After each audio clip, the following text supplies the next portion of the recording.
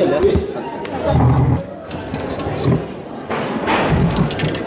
nom de la faculté, je suis désolé pour vos conditions.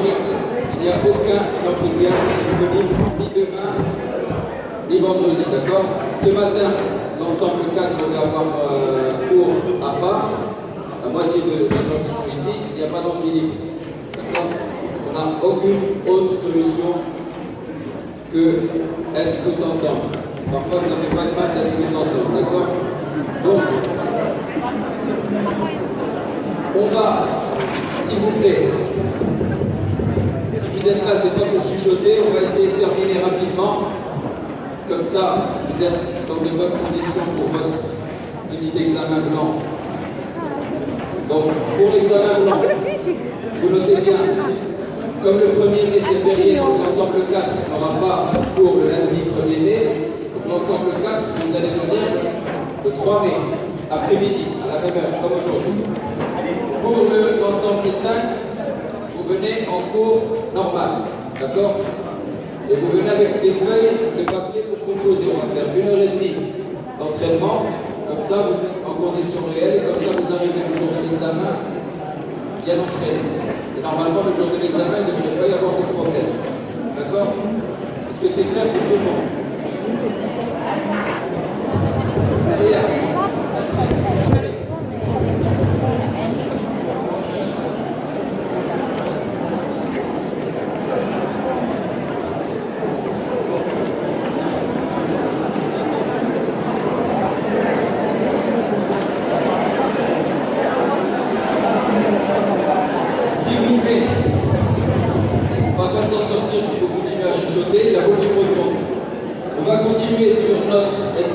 il y avait plus de questions sur le chèque. On avait commencé rapidement sur la lettre de change. La lettre de change, il faut que vous soyez à jour sur la lettre de change pour l'examen. Donc vous faites très attention. Derrière, on arrête de chuchoter derrière, s'il vous plaît. La lettre de change, on avait donné la définition. Ensemble, qu'est-ce qu'on avait dit sur la lettre de change? La lettre de change, s'il vous plaît, un peu de silence. On arrête le cours jusqu'à ce qu'il y ait le silence complet. C'est pas parce que dans le monde qu'il faut chuchoter.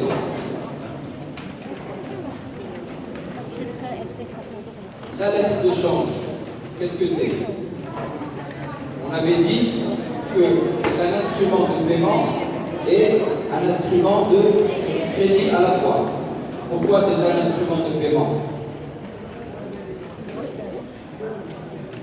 Vous avez toujours nos schémas comme ça pour la lettre de change. Vous avez, on va prendre pour simplifier encore plus qu'hier, pour que tout le monde comprenne, 2 personnes dans la lettre de change. Vous avez un fournisseur, on va prendre une opération simple. On a un fournisseur de marchandises et un client. D'accord? Le client et le fournisseur, on n'est pas encore dans la lettre de change. Quelle est l'opération qui va les lier avant? Donc, le fournisseur, il va faire quoi au client? Il va lui vendre. D'accord? En contrepartie, qu'est-ce qu'il doit faire le client? Il doit payer. D'accord? Jusque-là, c'est clair pour tout le monde. Le fournisseur vient chez vous, vous êtes un juriste, vous êtes expert comptable, vous êtes un comptable, il vous dit, moi je veux utiliser une lettre de change dans cette opération. Vous allez lui dire, ok, qu'est-ce qu'on vous fait? On va faire un autre schéma.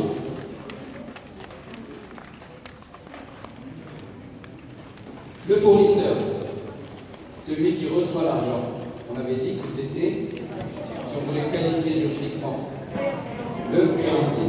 Parce que c'est lui qui va être payé. Il reçoit l'argent.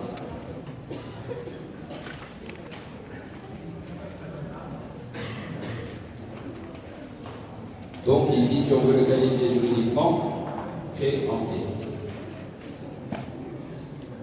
D'accord? Est-ce qu'il y a des questions sur ça? Pas de questions? On a assez fait le schéma comme ça pour que tout le monde comprenne.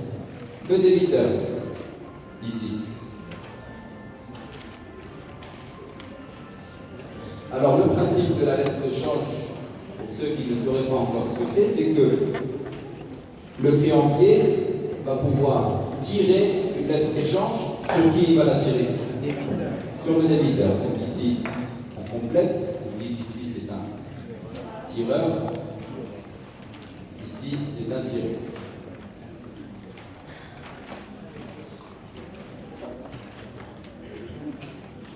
Donc,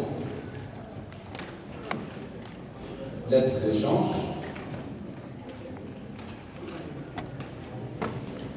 On en revient, s'il vous plaît, à la définition que l'on avait donnée hier. La lettre de change, le fait de tirer une lettre de change par rapport à un tiré qui va tirer une lettre de change sur un tireur qui va tirer sur un tiré, par quoi se matérialise cela? C'est un ordre. Il va lui donner un ordre de payer. D'accord? C'est bon jusque-là. Le débiteur, en contrepartie, qu'est-ce qu'il va faire? Il va le payer.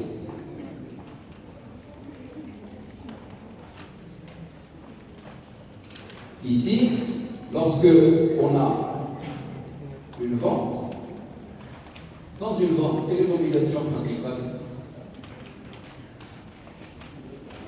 Ici, on a dit que c'était un achat, entre parenthèses. Mais dans une vente, quelqu'un qui vous vend par exemple un ordinateur, quelle est l'obligation principale? On en avait parlé de ça précédemment. Il doit? Je vous écoute. La livraison des marchandises.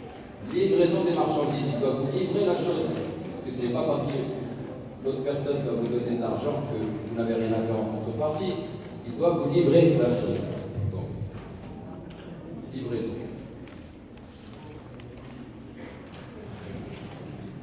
Alors, pourquoi je vous raconte tout ça? Ce n'est pas pour faire joli et pour faire des schémas tableau, c'est que le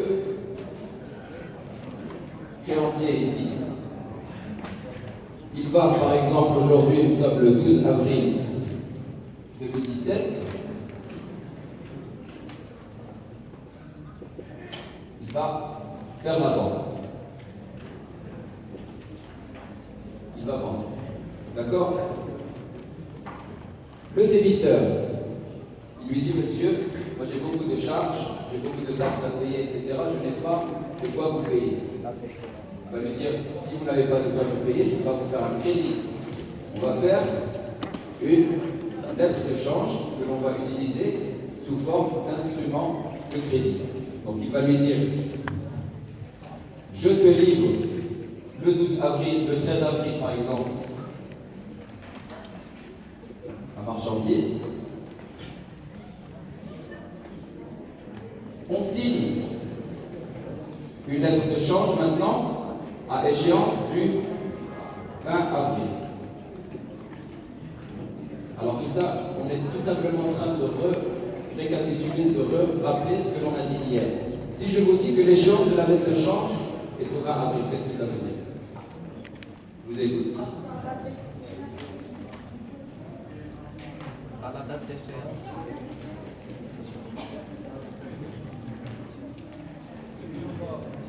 Alors je vous écoute.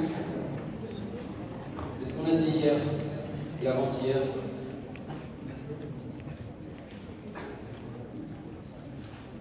Oui. À la date d'échéance, le débiteur doit payer le montant qui lui est offert. Donc, si un jour je vous demande pourquoi on dit que la lettre de change est un instrument de crédit, ça peut être une question que l'on vous pose. Pourquoi c'est un instrument de crédit? La vente a été faite le 12 avril. Le créancier, il a livré la marchandise le 13 avril. D'accord? Le débiteur, le tiré, lui dit, monsieur, je n'ai pas d'argent, mais en contrepartie, je vais vous signer une lettre de change, c'est-à-dire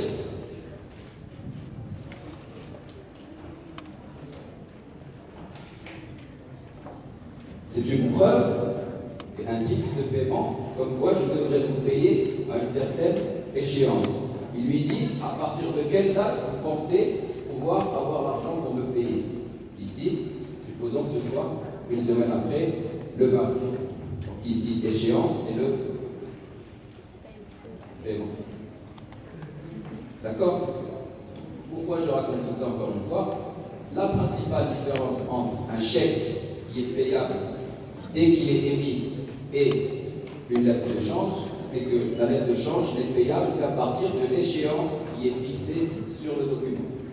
Si un jour vous avez entre les mains une lettre de change, vous devez, première chose, voir à quelle échéance est-elle. Donc on permet par ce mécanisme au tiré d'avoir une certaine période, un certain délai avant l'échéance pour avoir de l'argent, pour récupérer de l'argent. C'est tout simplement ça, le mécanisme de la lettre de change. Est-ce que c'est clair? Est-ce que vous comprenez ou pas? Qui ne comprend pas? Levez le doigt, il n'y a pas de problème, on est là pour expliquer. Qui n'a pas compris ce que c'était qu'une lettre de change? J'ai entendu non quelque part. Vous n'avez pas compris. Qu'est-ce que vous n'avez pas compris? Pourquoi c'est un instrument de paiement? Si, ici,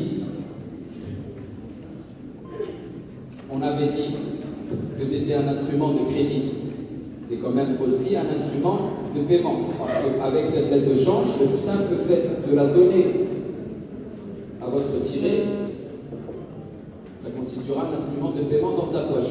Qu'est-ce qu'il fait le tiré en quelque sorte? Qu'est-ce qu'il va faire le tiré en quelque sorte, d'après vous? On va y arriver ensuite. Qu'est-ce qu'il fait le tiré? Monsieur, c'est à vous que je demande.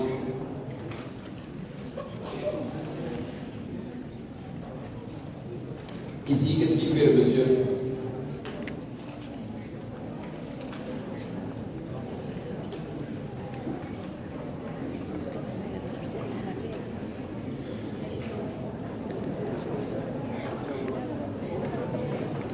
Vous savez pas?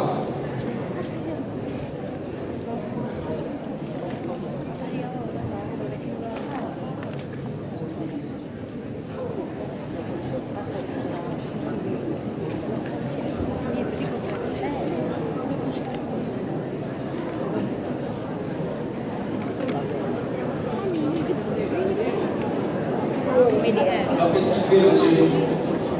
Un peu de silence s'il vous plaît.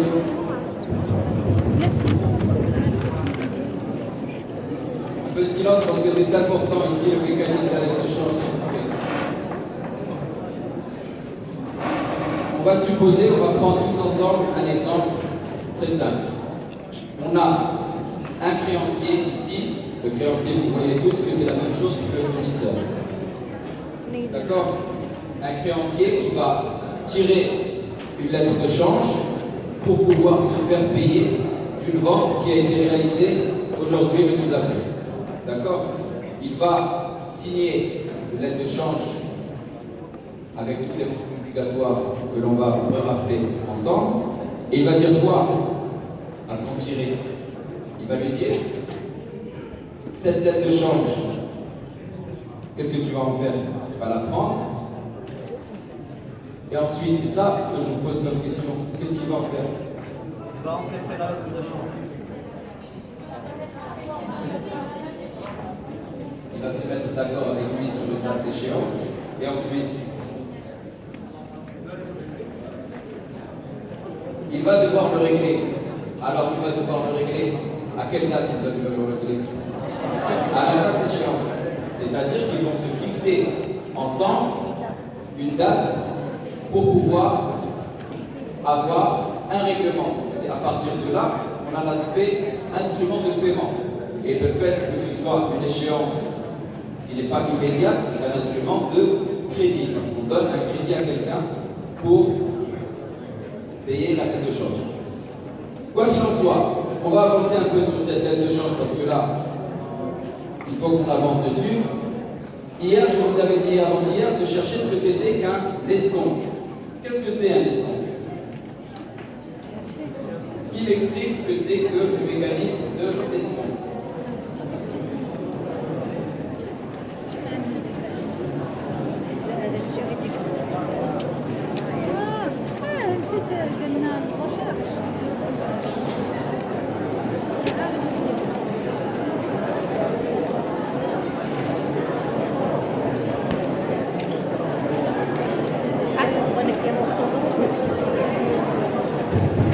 Alors, je vous écoute, moi je connais ce que c'est que l'escompte.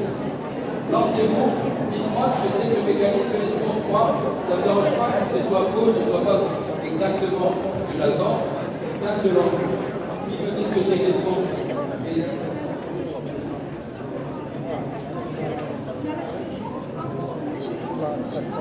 Oui. Très bien. Donc, je vous écoute. Oui, vous êtes plus dans la définition économique, d'accord? Encore 2 ou 3 personnes qui vous disent ce qu'ils entendent par l'escompte.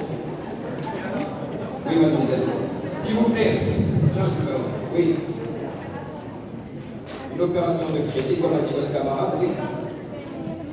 D'accord? Oui. Le fait d'escompter un effet, c'est le fait de le vendre rapidement.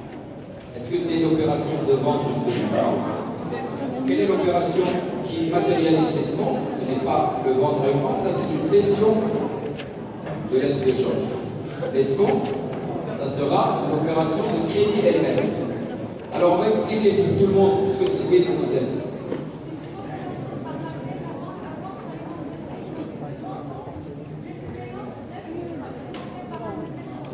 Très bien. Oui.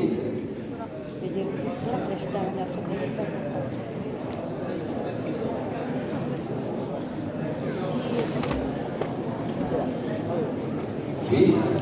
Alors, il faut qu'on soit d'accord. Tout le monde regarde ce schéma maintenant. Dans ce schéma, on a le 12 avril, on a dit la vente. On a le 13 avril, la livraison de la marchandise ainsi que la signature de la lettre de change. On a la date d'échéance le 20 avril. D'accord? Supposons maintenant que le créancier, le 15 avril, il a absolument besoin de son argent. Il ne peut pas attendre la date d'échéance. Qu'est-ce qu'il va pouvoir faire? Il va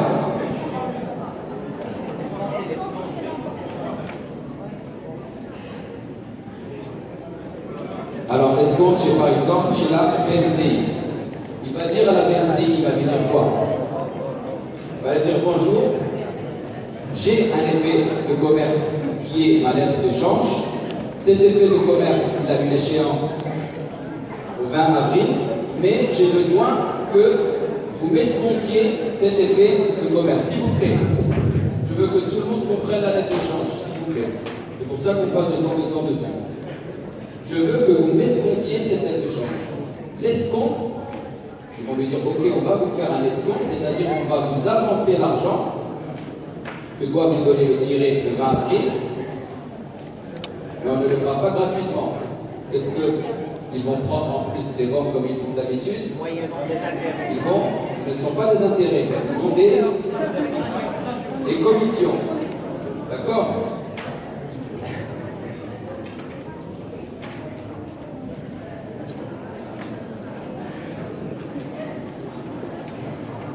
Voilà tout simplement ce que c'est que l'escompte. C'est-à-dire c'est un crédit effectué par un établissement bancaire pour permettre au tireur de bénéficier du montant de la lettre de change avant son échéance. Donc là, c'est la définition juridique de l'escompte. On va noter la définition juridique de l'escompte.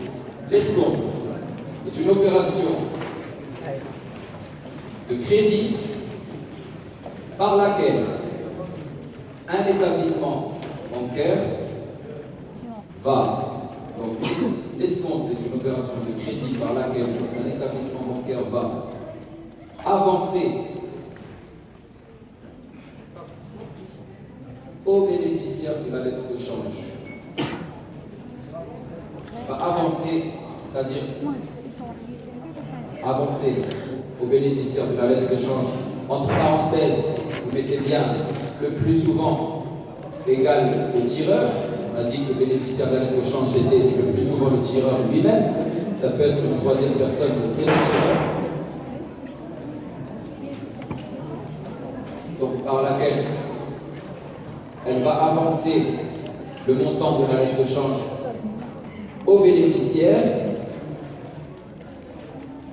avec deux éléments en plus que l'on va rajouter, avant la date d'échéance de la lettre de change, parce qu'après la date d'échéance, ça n'a plus aucun intérêt, puisque c'est le tiré qui doit payer lui-même. Donc avant, premièrement, avant la date d'échéance, et deuxièmement, avec des commissions, parce que la banque n'a aucun intérêt à vous avancer de l'argent si vous ne lui donnez pas des commissions en contrepartie. Vous êtes d'accord ou pas? Très bien.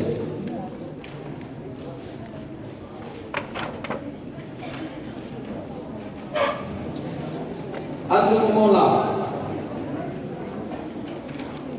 on va encore continuer notre raisonnement et puis on va clore peut-être ce raisonnement. Le 15 avril, maintenant on a dit que c'était la lettre de change, elle était partie chez qui maintenant si on a un escompte avec la BNCI? Donc qui c'est qui n'est plus dans l'opération? J'ai entendu deux choses là. Je ne dois pas arrêter qui dans le schéma? Le tireur. Donc lui il a dit, moi je ne vous connais plus, j'ai transmis ma créance à la BNCI et si vous avez un problème, vous devez prendre contact avec le débiteur, le tiré. Le débiteur il ne pourra être inquiété qu'à partir de quelle date, bien sûr, on le sait, le 20 avril. D'accord? Est-ce qu'il y a la moindre question sur les lettres de change? Oui ou non? Donc, tout le monde voit que c'est un instrument de paiement parce qu'on peut se faire payer avec les lettres de change et c'est un instrument de crédit parce que ça permet de retarder l'échéance d'un paiement. Utilisez bien les mots techniques. Échéance, paiement, commission, livraison, vente, etc. D'accord?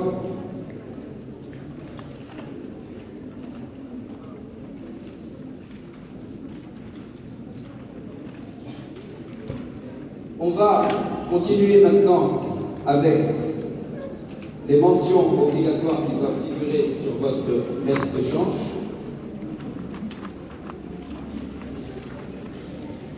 Alors, les mentions obligatoires, on en avait parlé hier. Quelles sont-elles? Elles sont plus nombreuses que celles du chèque. La première, quelle est-elle? La dénomination lettre de change.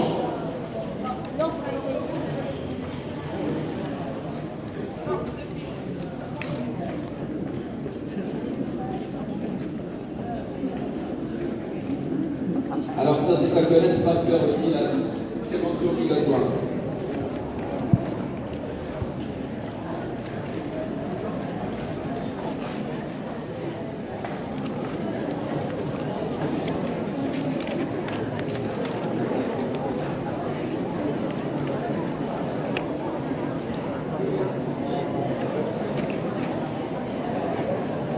Alors, premièrement,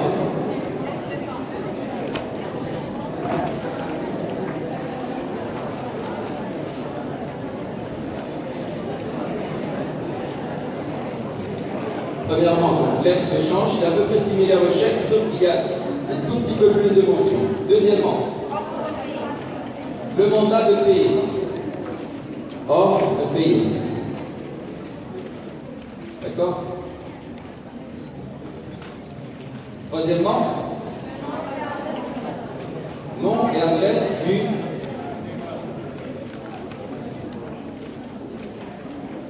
Alors notez bien tous les schémas s'il vous plaît. Troisièmement, nom et adresse du tireur.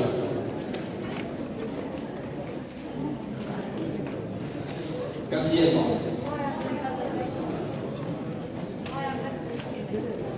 du tiré. Ensuite, c'est quasiment la mention la plus importante de votre lettre de change, c'est la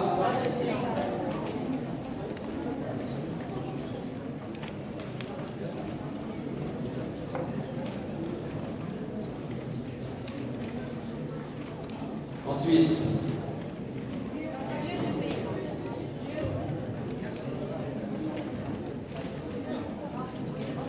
le lieu de paiement.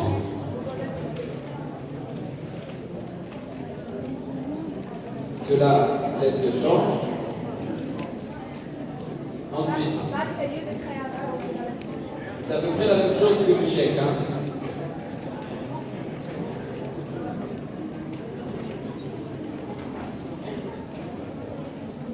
Ensuite, signature de qui?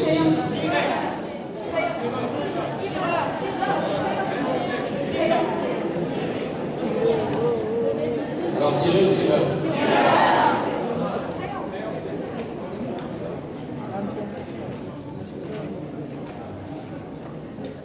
Du tireur.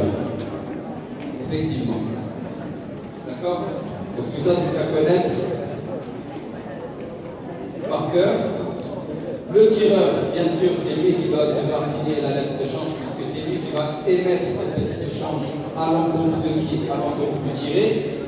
On va voir ensemble quelles sont les opérations ensuite qu'il va pouvoir effectuer.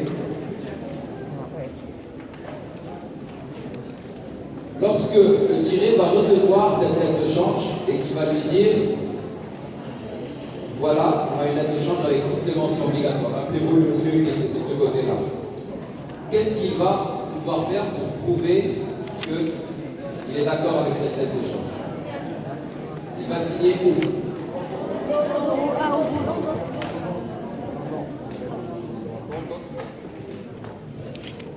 Donc au verso, vous allez avoir signature du tiré. D'accord? Est-ce que c'est vraiment l'endossement ici? Comment on appelle ça?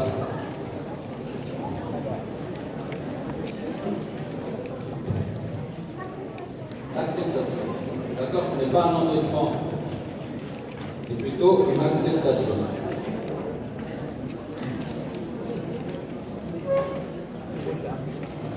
Donc je récapitule ici. Le tireur, il va faire sa belle lettre de change avec toutes les mentions obligatoires. Il va l'envoyer au tiré qui va la signer pour accepter de devenir le débiteur. Il va accepter, il va lui dire oui, effectivement, je dois vous donner cet argent par la lettre de change à l'échéance fin avril supposé. L'acceptation donc est une opération très importante. Pourquoi? Comment on définit juridiquement l'acceptation? Notez-le, c'est que l'acceptation est la signature qui matérialise,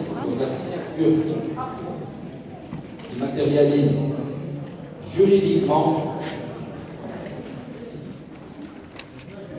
la signature qui matérialise juridiquement,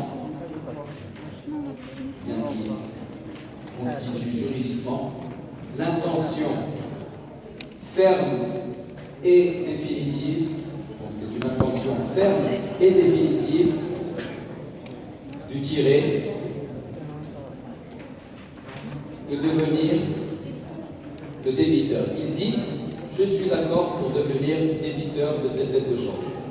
J'accepte. C'est une intention ferme et définitive de devenir le débiteur de la lettre de change.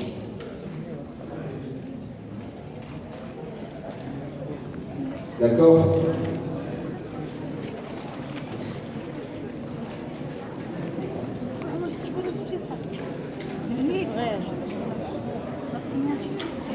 Alors notez le schéma pour qu'on puisse passer à la suite.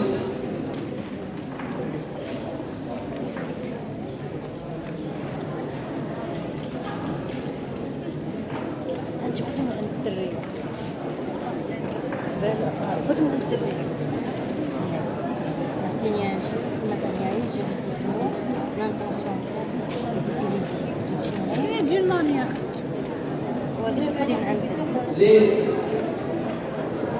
Alors est-ce que c'est bon là? Pas de question? Pas de question par rapport à la lettre de change? Il y a plusieurs choses à savoir en plus sur la lettre de change. D'accord?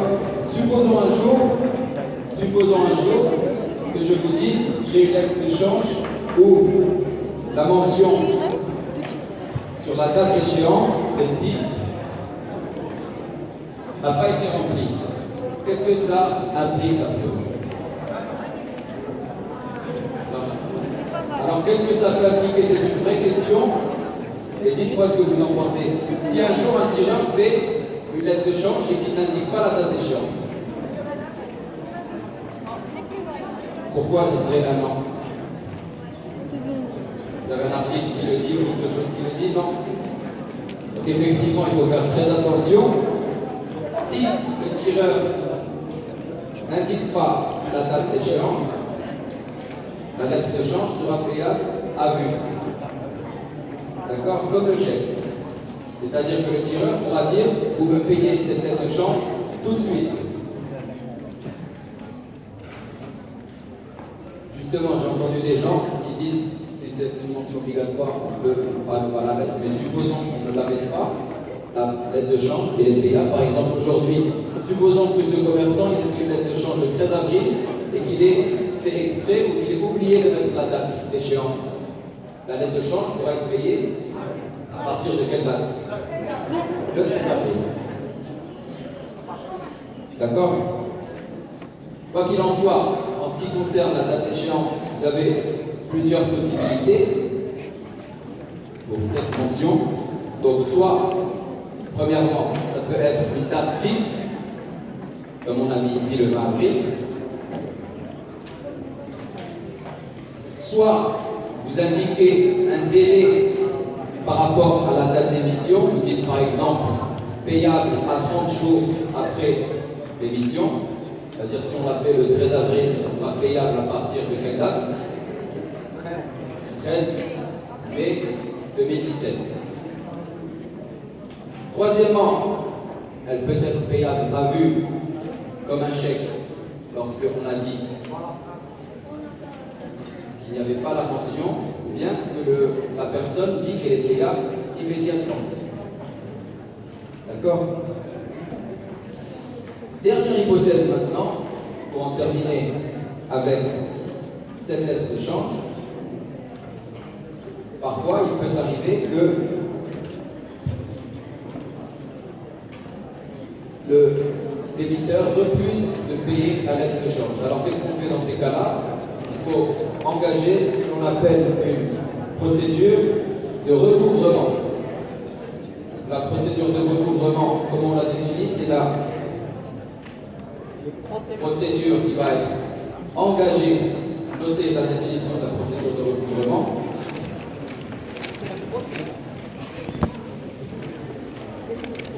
Donc c'est la procédure engagée par un créancier afin de recouvrir la procédure engagée par un créancier afin de recouvrir sa créance. Tout simplement, il va faire une procédure devant les tribunaux afin de recouvrir sa créance.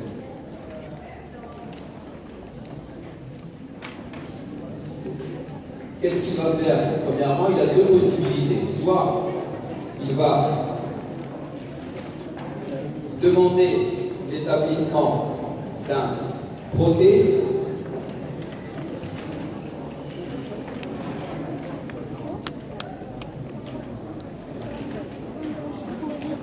Alors le protêt, rappelez-vous ça, c'est un acte qui va établir juridiquement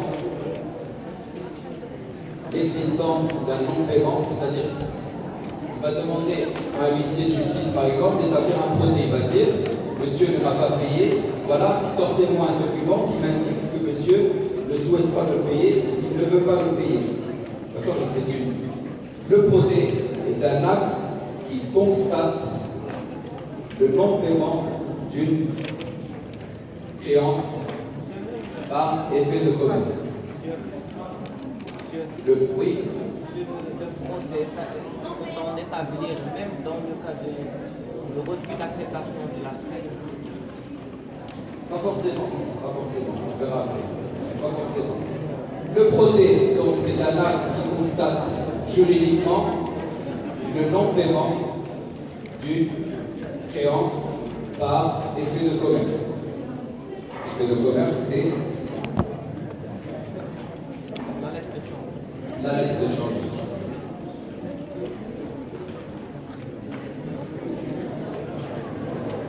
D'accord? Ensuite, l'acte qui constate le non-paiement, c'est tout simplement quelque chose pour constater juridiquement le non-paiement d'un effet de commerce.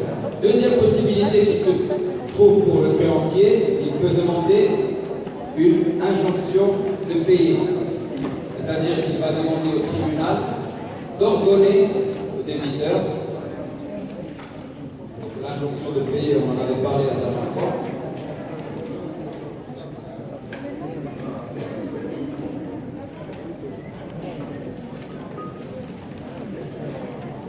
Donc, quelles sont les procédures de recouvrement? Vous avez premièrement proté, deuxièmement injonction de payer. L'injonction de payer est un acte, c'est une requête effectuée, encore une fois, par qui va faire l'injonction de payer? Le créancier va demander à qui? Donc c'est une requête du créancier au tribunal. Il va demander au tribunal d'ordonner au débiteur de lui payer sa créance. C'est ça l'injonction de payer. L'injonction de payer est une requête par laquelle le créancier demande au tribunal, donc c'est le créancier qui demande au tribunal d'ordonner à qui? Au débiteur de lui payer sa créance. Oui.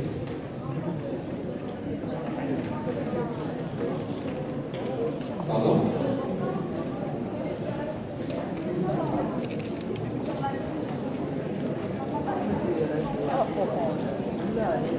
Si le tirage n'est pas sur la définition, qui voulait faire le tirage?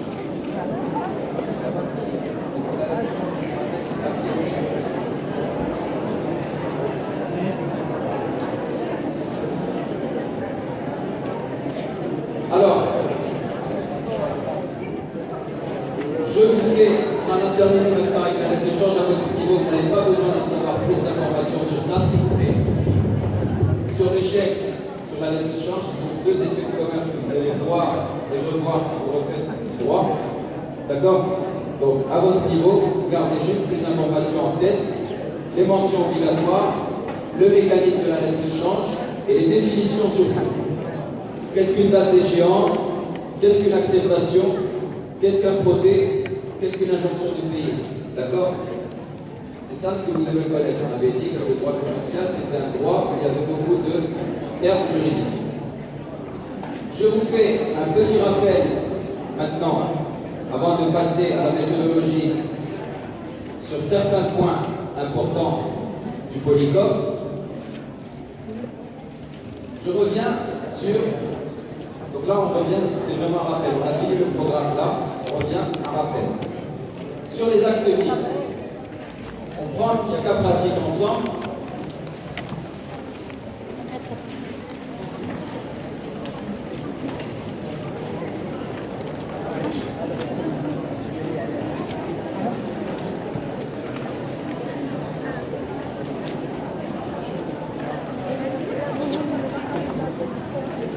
J'ai une personne qui a acheté un ordinateur de chez Projet.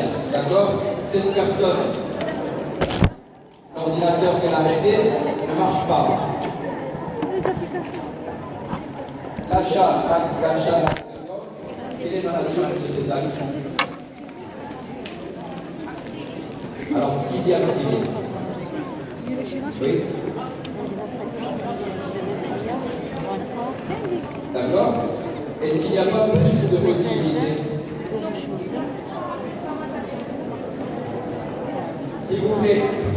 important en écoute. C'est-à-dire. Alors, on en avait parlé une fois, je ne sais pas si vous vous rappelez. Votre camarade a dit que c'était un acte civil pour qui? Pour l'acheteur. Et c'est un acte commercial pour qui? Pour le vendeur. Mais est-ce que le vendeur n'a pas le choix?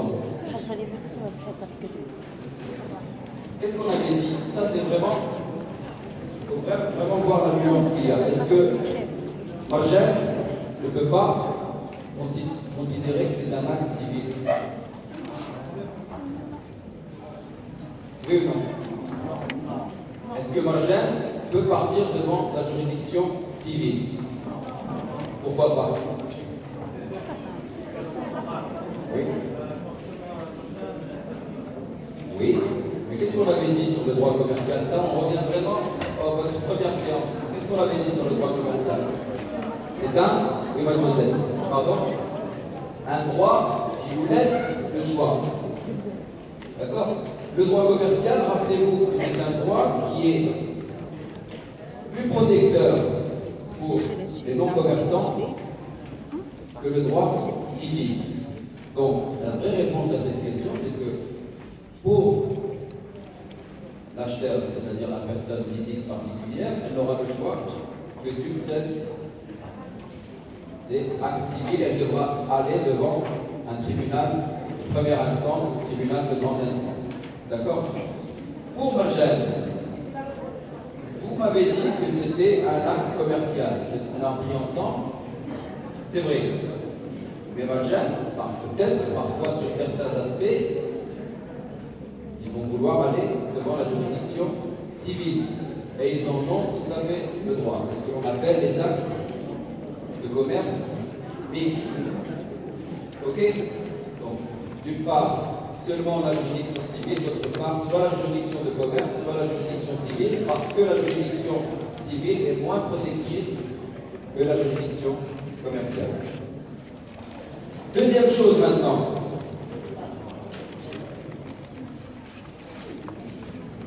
J'ai l'acte civil qui a été effectué par, on prend toujours le même exemple, l'acheteur, il a effectué un acte civil et il a perdu la facture. Il a perdu la facture. Comment peut-il prouver l'existence de cette loi? Puisque c'est un acte civil. Alors rappelez-vous encore une fois et réfléchissez 2 minutes.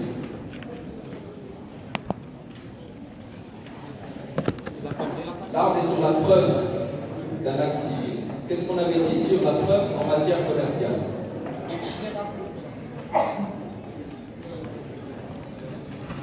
Alors réfléchissez au lieu de le regarder comme ça. Qu'est-ce qu'on avait dit sur l'acte civil?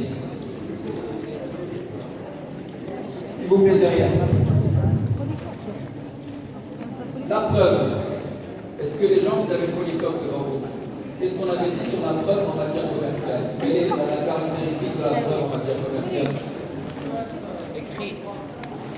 Est-ce que c'est forcément écrit, justement? Elle peut être testimoniale, pas aveu.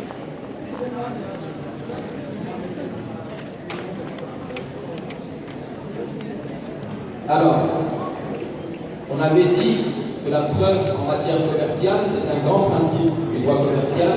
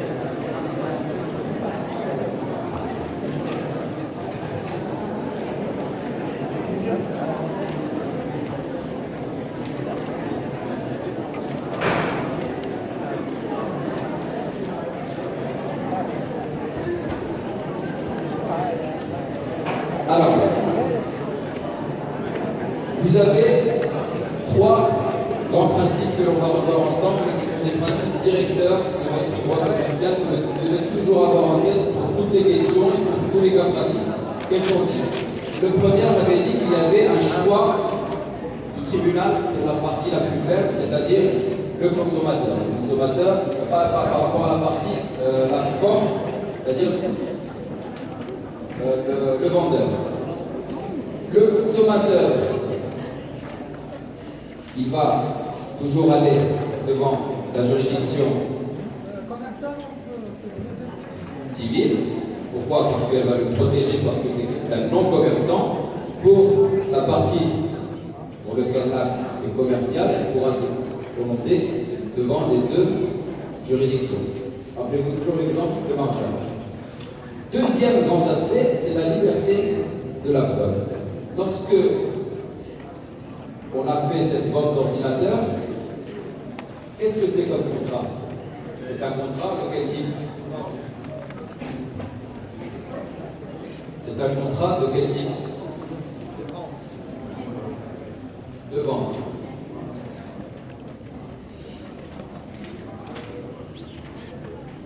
Le contrat de vente ici, c'est un contrat commercial ou un contrat civil?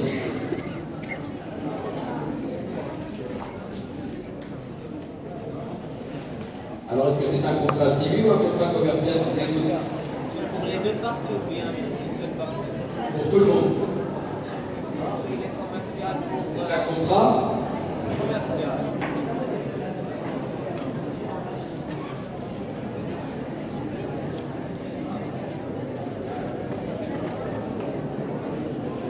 C'est assez difficile à expliquer. Le contrat, même si on a une partie qui est une partie civile au contrat, le contrat sera considéré comme commercial. Pourquoi?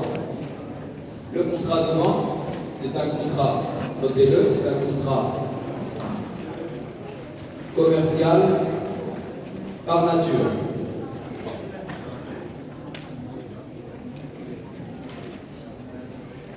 Pour le choix du tribunal, on va appliquer ce que l'on avait dit tout à l'heure, donc le choix pour margeable et pas le choix pour l'acheteur. Ici, pour la liberté de la preuve, le contrat de vente, on a dit que c'était un contrat commercial par nature.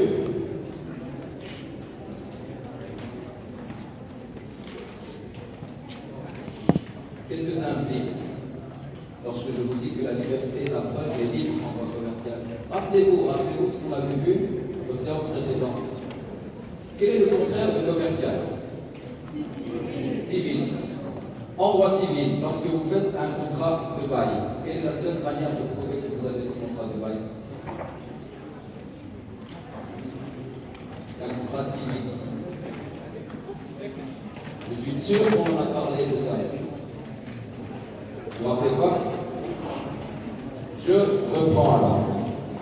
En droit civil, la preuve est forcément une preuve écrite.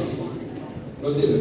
En droit civil, une preuve est forcément une preuve écrite. C'est-à-dire, par exemple, lorsque vous signez un contrat de bail pour un appartement, la seule manière de prouver l'existence de ce contrat de bail est d'établir un écrit. C'est-à-dire soit le contrat de bail lui-même, soit d'autres écrits qui démontrent l'existence de ce contrat de bail. Pour un contrat qui est commercial maintenant, on avait dit, comme l'ont dit vos camarades tout à l'heure, que le contrat commercial et que le droit commercial privilégiait la protection des parties. Et la protection des parties les plus faibles. Là où je veux en venir, c'est que pour prouver cette vente commerciale entre marchand et ce consommateur, si on va devant un juge et que je vous dis que la preuve est libre, quel type de preuve on pourra ramener? Quels sont les types de preuves que vous connaissez?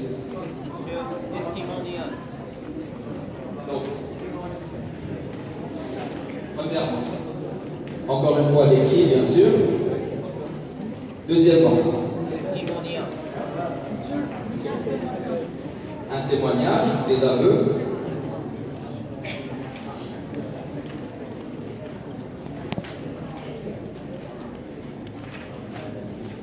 J'ai entendu signature, signature, c'est à l'écrit. D'accord? par serment, Troisièmement, par serment, vous pouvez avoir toutes les preuves matérielles, c'est-à-dire vous pouvez avoir une photo, une vidéo, un snap, tout ce que vous voulez. C'est acceptable devant un tribunal. D'accord?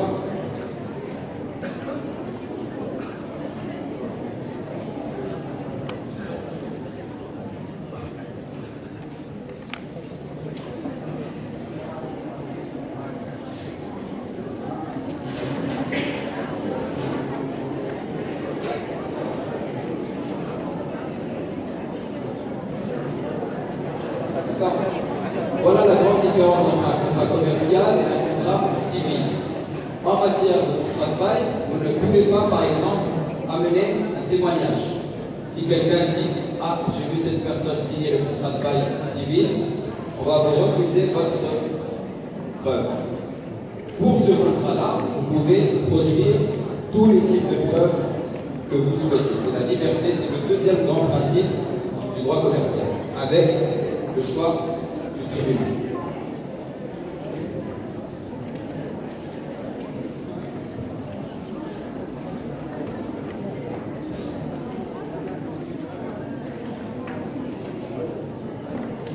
Est-ce que c'est bon pour ça?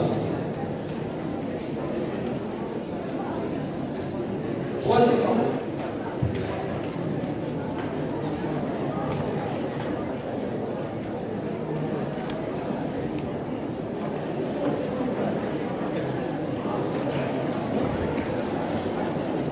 troisième grand principe à connaître et à garder en mémoire, la prescription. Est-ce que quelqu'un peut nous dire ce que l'on entend par le mot prescription? Oui ou non? Oui. le créancier qui ne demande pas sa créance dans une période déterminée perd le droit de la réclame. Donc la prescription, comme l'a dit votre camarade, on va donner la définition pour tout le monde, c'est la période pendant laquelle un créancier peut demander en justice le paiement de sa créance. C'est la période pendant laquelle un créancier peut demander en justice le paiement de sa créance. C'est 5 ans, effectivement, on va voir le cas, c'est 5 ans. Et 10 ans sur Encore une fois, c'est 5 ans. Supposons maintenant que j'ai signé une lettre.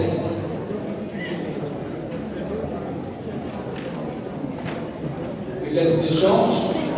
Alors ça, c'est une vraie question. C'est une vraie question. S'il vous plaît. J'ai une lettre de change qui a été signée le 13 avril. D'accord? On a 5 ans qui sont passés. Est-ce que d'après vous, on va s'arrêter à 13 avril plus 5 ans ou bien au 20 avril plus 5 ans? Alors on s'arrête au 13 plus 5 ou bien 20 plus 5? Alors qui dit 20, qui dit 13? Oui?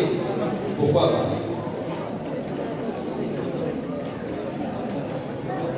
D'accord?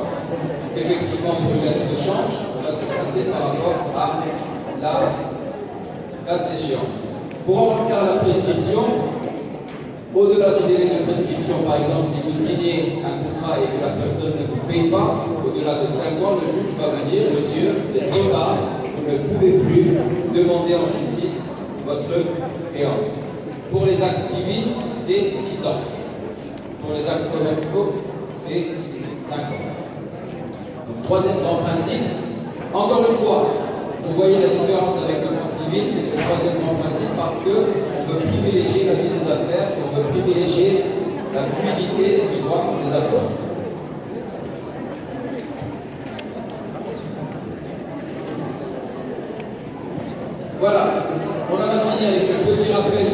quand même important, s'il vous plaît,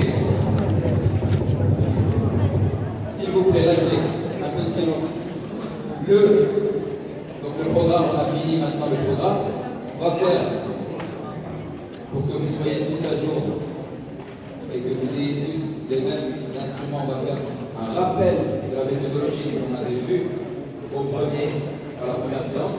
Je vous rappelle que pour votre examen, il y a autant de points sur la méthode que sur les réponses elles-mêmes. D'accord? Donc on refait la méthodologie ensemble et si vous avez des questions, n'hésitez pas.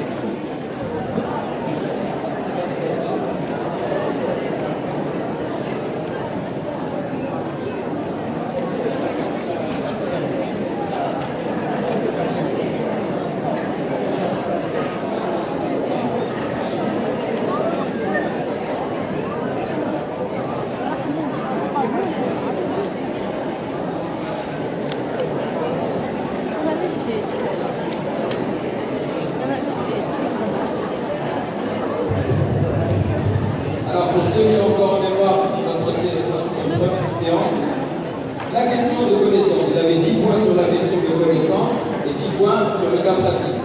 D'accord? Premièrement, vous avez soit plusieurs questions de connaissance. La question de connaissance, c'est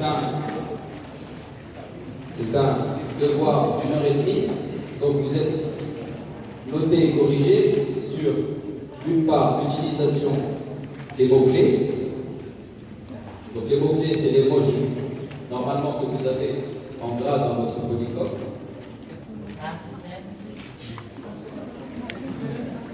Pardon?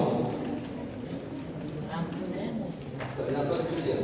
Pas de poussière, parce que poussière, c'est pas assez. Donc, s'il vous plaît, les mots-clés. Deuxièmement, il faut être synthétique. C'est pas parce que vous écrivez une demi-page sur une petite question que vous allez avoir des points. Donc, la synthèse. Vous répondez à la question et seulement à la question. Au niveau de la forme, qu'est-ce qu'on vous demande? On vous demande, premièrement, une phrase d'accroche. Phrase d'accroche, on avait expliqué ce que c'était. Qu'est-ce que c'est qu'une phrase d'accroche? C'est une toute petite phrase d'introduction. Phrase d'accroche. Pour vous donner un ordre de grandeur de cette phrase d'accroche, elle se limite à 2-3 lignes max. D'accord? Comme ça. C'est une phrase d'accroche pour introduire vos propos. Pour chaque question, il faut faire une phrase d'accroche. Par exemple, supposons que l'on prenne le sujet, déterminer les sources du droit commercial de la plus importante à la moins importante. Qu'est-ce que vous pouvez dire comme phrase d'accroche? Vous avez le choix, vous pouvez faire autant de phrases d'accroche différentes que vous voulez, mais par exemple... Définition du mot-clé. Alors, vous pouvez définir le droit commercial, dire par exemple, le droit commercial est l'une des branches du droit privé qui régit qui? Qui régit les commerçants, effectivement. Voilà, en une phrase, vous avez réglé votre phrase d'accroche. Vous pouvez dire aussi, le droit commercial est régi par un ensemble de règles juridiques qui sont d'importance décroissante. Et ensuite, vous introduisez la première règle juridique la plus importante, c'est laquelle? Je vous écoute. Quelle est la règle juridique la plus importante qui se réveille? La Constitution. Quelle est la moins importante? La loi. La doctrine. Donc il faut être précis. Quelle est la différence entre un usage et une coutume?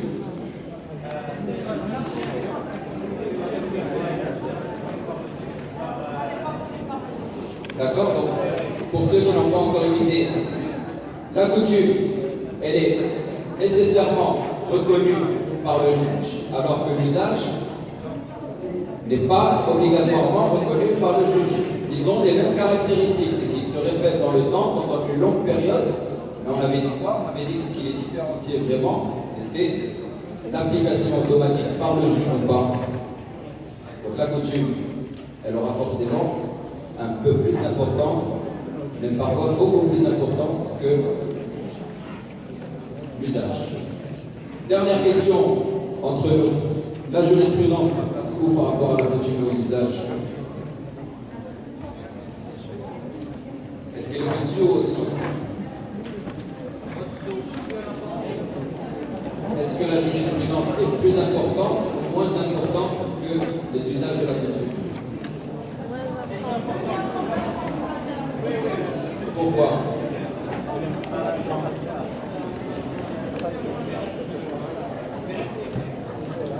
Oui, mais tout simplement, s'il vous plaît,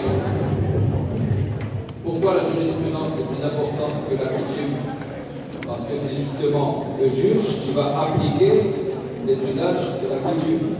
Donc si c'est un instrument pour lui, c'est que forcément, c'est plus important.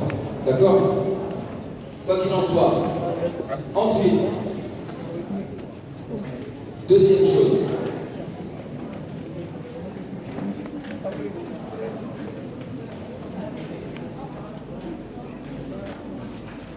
Encore une fois, c'est une petite matière pour vous, le droit commercial.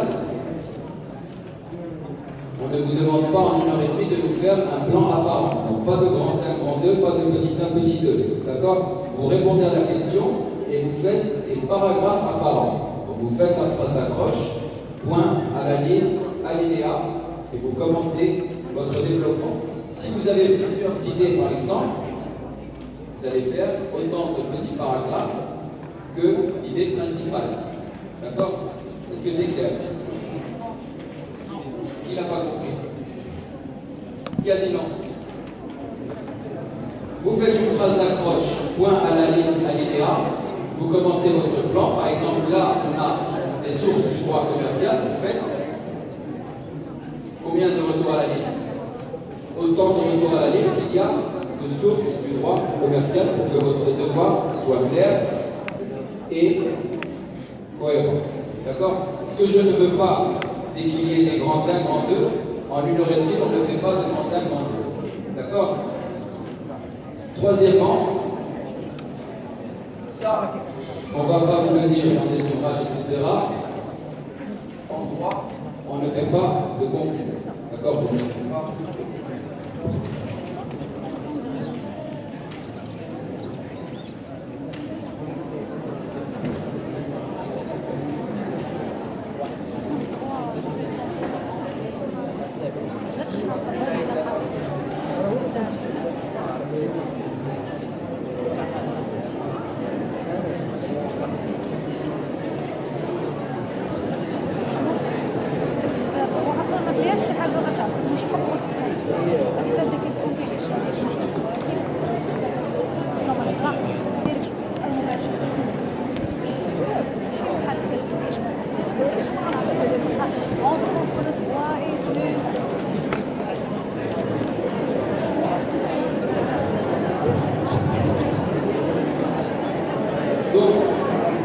Je disais, pour finir, pas de conclusion en droit.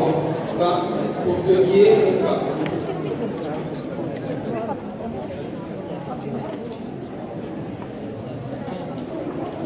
Pourquoi je vous dis pas de conclusion au niveau de la méthode? Parce que, généralement, les gens croient que la conclusion, c'est une bonne fait pour résumer ce que vous venez de dire. La conclusion en droit, vous le verrez plus tard, continuer à faire du droit. Ce n'est pas pour conclure, c'est d'une part pour synthétiser, et d'autre part pour faire des ouvertures sur d'autres aspects juridiques. D'accord? Il n'y a pas de conclusion. Pour les questions de cours, pour en finir, si on allait avoir une ou deux questions de cours, donc ça sera sur 10 points. Oui.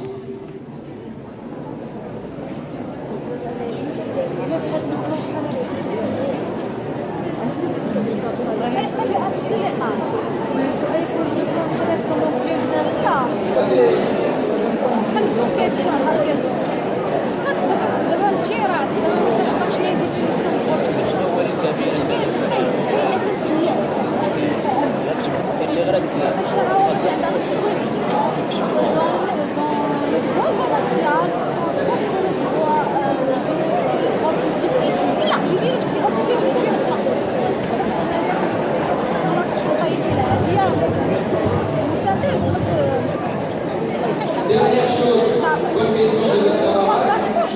Dans l'exemple que que l'on a pris, lorsqu'on vous dit de déterminer les sources, déterminer, est-ce que vous avez vu le mot définition en source? Non. Donc lorsqu'on dit déterminer, vous déterminez. Je suis d'accord qu'il y a certains profs qui déterminer, ça veut dire déterminer, critiquer, tout ce que vous voulez, mais dans ce qui nous concerne, nous, déterminer, vous dites ce que c'est la source. Si on vous dit de définir la source, ça sera écrit noir sur blanc. D'accord? Deuxième aspect maintenant, pratique.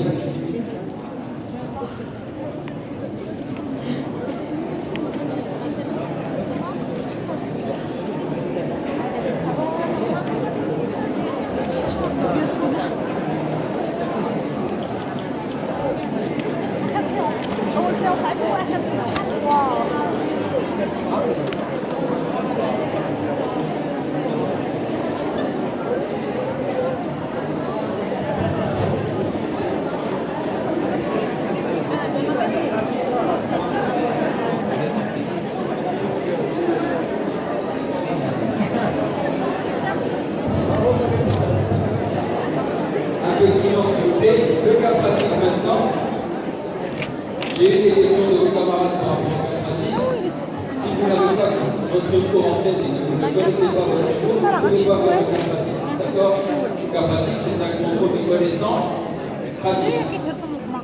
On se rappelle tous ensemble du cas pratique. Qu'est-ce que c'était? Premièrement, donc premier paragraphe, un rappel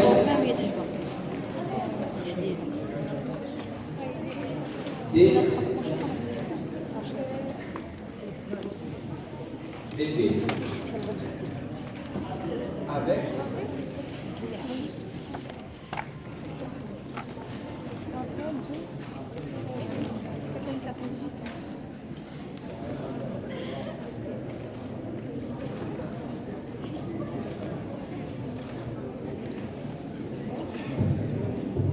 alors, rappel des faits avec qualification et mots-clés. Si vous faites un rappel des faits, par exemple, on vous dit que si vous faites jeune pour acheter son ordinateur à tel ou tel prix, comment vous allez calculer juridiquement cette opération? Qu'est-ce qu'on avait dit la fois où on avait fait ça? Qu'est-ce que la qualification juridique? Si Mohamed, qu'est-ce que c'est? Un achat. Deuxième chose, qui est le vendeur ici? Argent. Qu'est-ce qu'ils font comme contrat? C'est un contrat de vente.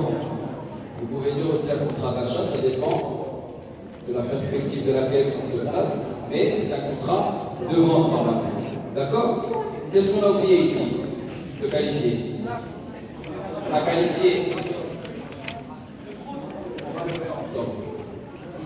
On qualifie d'abord les personnes, La nature du contrat. deuxièmement, la nature de l'acte. Pourquoi je dis l'acte et pas le contrat? Parce que ce n'est pas forcément un contrat. Si vous faites une lettre de change ou un chèque, ce n'est pas un contrat, c'est un effet de commerce. Donc l'acte ici, ça sera soit contrat,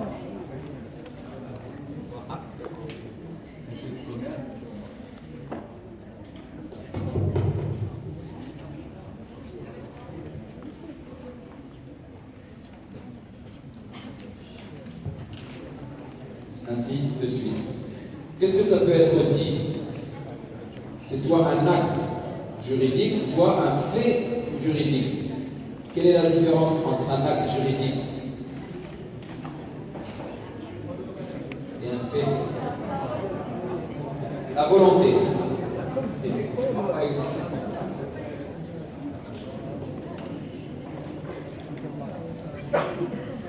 Vous m'entendez sur le micro ou pas? On va micro parce que là, il y a pas de micro. Quelqu'un peut aller chez le... Il faut changer la clé.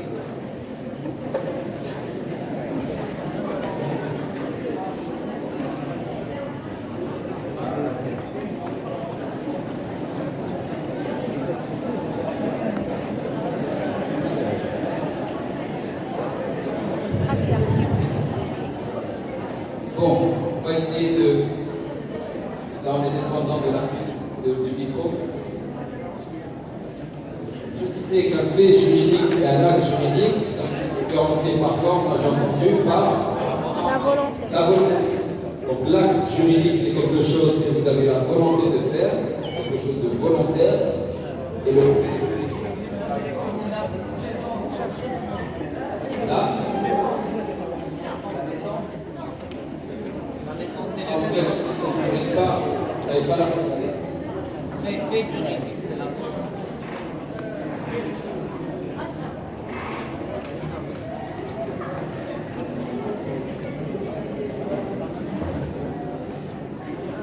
Premièrement, on qualifie les personnes, s'il vous plaît, le silence.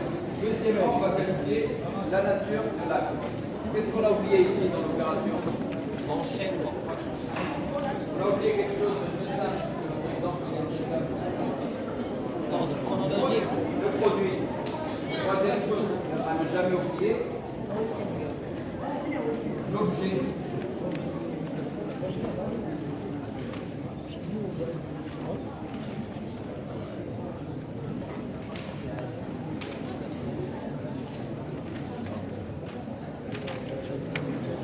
Alors l'objet de l'acte que tu fais, qu'est-ce que ce sera ici pour le qualifier? On a dit que l'ordinateur c'était quoi? Un bien meuble. D'accord? Si par exemple on a un chèque de 10 000 dirhams, on va avoir les 10 000 dirhams, ça va être l'objet de l'acte. Il faut qu'on le dise aussi dans la qualification juridique. Mais toujours lorsque vous faites la qualification, on qualifie les personnes, toujours dans votre tête, on cherche les personnes, la nature de l'acte et l'objet de la transaction ou bien de l'acte. Donc le rappel des faits avec la qualification et les mots-clés, on saute, on met un point à la ligne et on revient à la ligne pardon. Qu'est-ce qu'on fait premièrement après?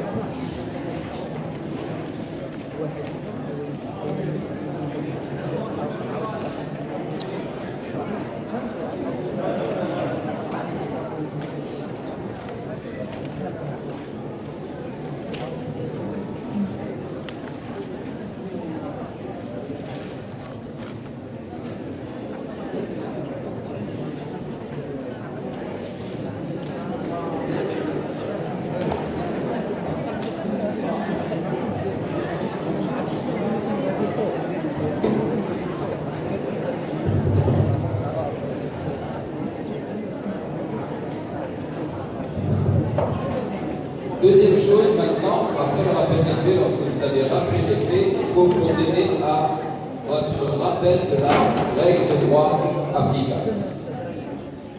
D'accord? Qu'est-ce que le rappel de la règle de droit applicable? On avait dit qu'au niveau de la méthode, c'est une méthode obligatoire.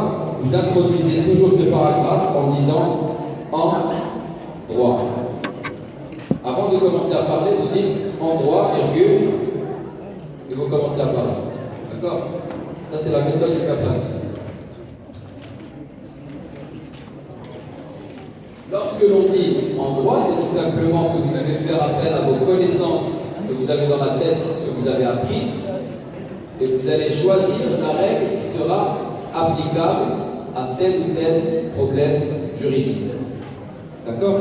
Si par exemple, on reprend l'exemple de l'ordinateur qui ne marche pas, on vous dit, Monsieur Simahumed vous demande qu'est-ce qu'il doit faire.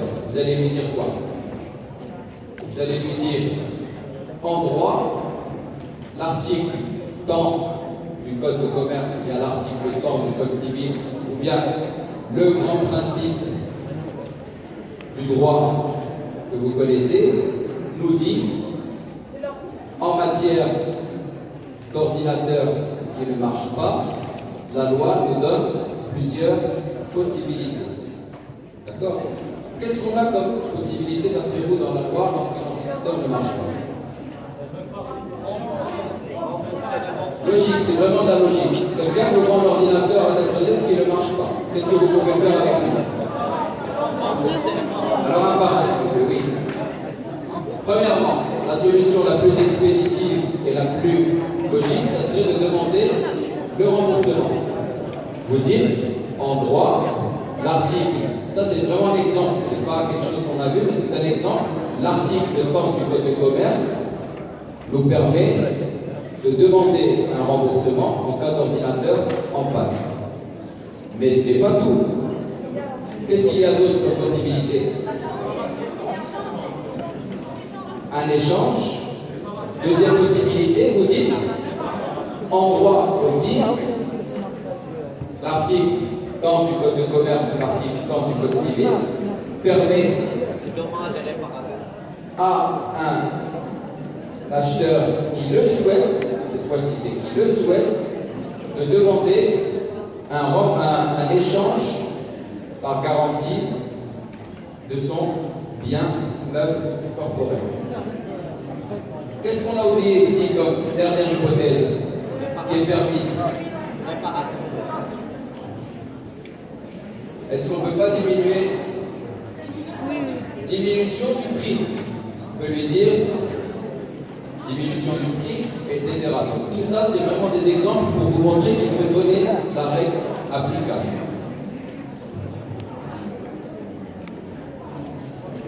Troisièmement maintenant.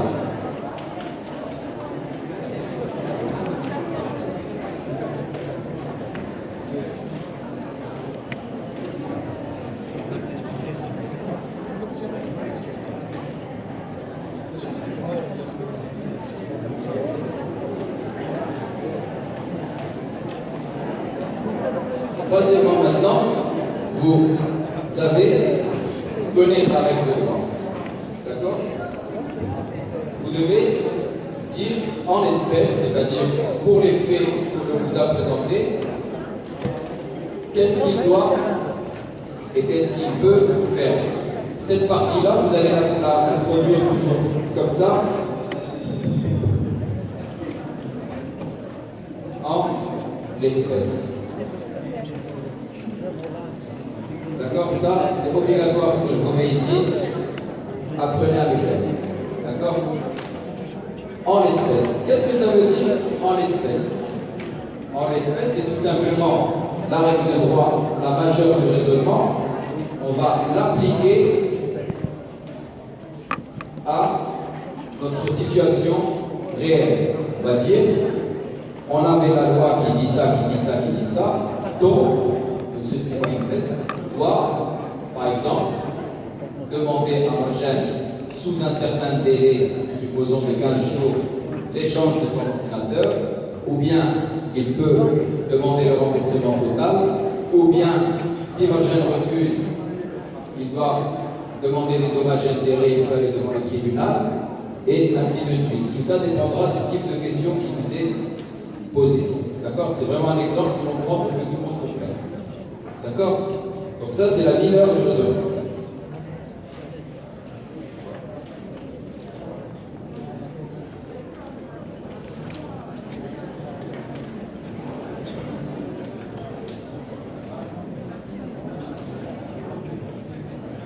Donc pourquoi on passe autant de temps sur la méthodologie? Parce que la méthodologie, je vous le rappelle, est aussi importante que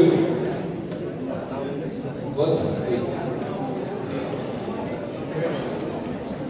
La règle de droit, vous donnez l'article, ou bien la règle qui correspond, vous dites en droit, c'est tel ou tel article. Vous dites quelle est la règle qui s'applique, et ici vous dites comment on va l'appliquer, quelle est celle qui s'applique en réalité. D'accord? Il faut voir si Mohamed peut appliquer le remboursement, il peut appliquer l'échange, etc. Parfois, s'il lui dit par exemple que l'ordinateur, s'il vous plaît, effectivement la question de votre camarade est intéressante. intéressante parce que quelle est la différence entre la règle de droit et l'application en fait d'espèce? Si Mohamed, c'est à vous de dire qu'est-ce qu'il va pouvoir appliquer, qu'est-ce qu'il va ne pas pouvoir appliquer. Si par exemple il vous dit qu'il est resté 2 ans avant de repartir chez un jeune et leur dire que son ordinateur était en panne, est-ce qu'il pourra appliquer la garantie? Non. D'accord? S'il vous dit que c'est lui-même qui a fait tomber l'ordinateur par terre, est-ce qu'il pourra demander un échange parce qu'il est en panne? Non.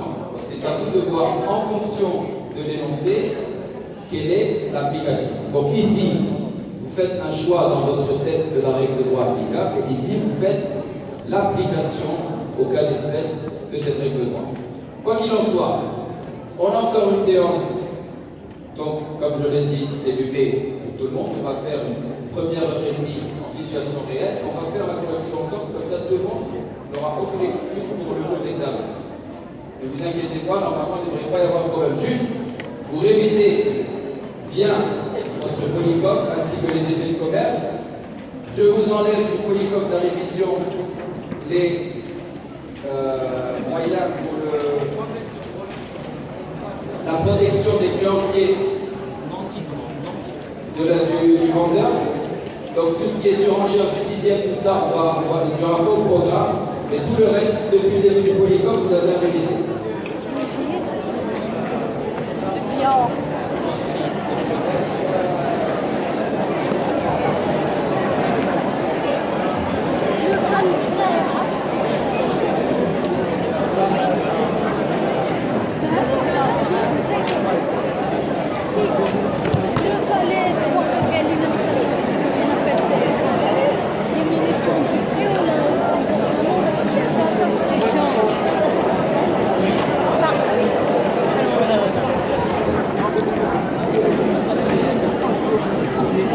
May